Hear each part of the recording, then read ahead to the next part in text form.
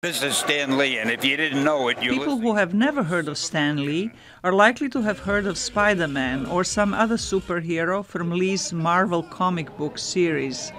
Many adults keep in the attic boxes full of Stan Lee's comic books that they collected as kids. In third grade, I started collecting comic books in Kansas, and I was a devotee, and I still am, to comic books, Marvel, DC, all of the above.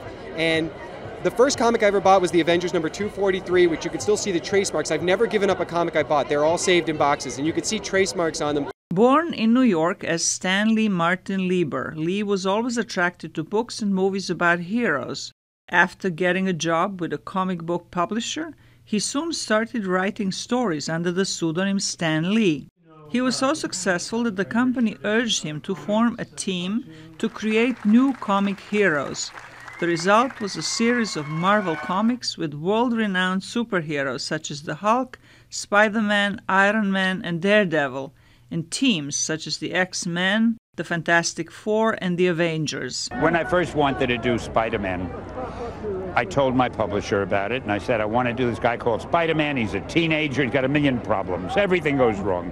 My publisher said, Stan, you've lost it. He said, first of all, nobody likes spiders. You can't call a hero Spider-Man.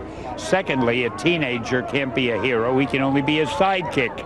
And lastly, he said, you say he's got all kind of problems. Don't you understand, Stan? He's a hero. Heroes don't have problems. That's why they're heroes. That shows what I knew. But it was these human traits that made Lee's characters popular worldwide. They were falling in love, getting wounded, and struggling with financial problems. In 1972, Lee became Marvel Comics publisher and editorial director. 4 years later, 72 million copies of Spider-Man were sold.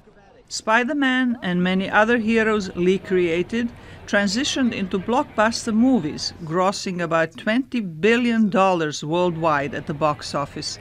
Zlatica, Hoke, VOA News, Washington.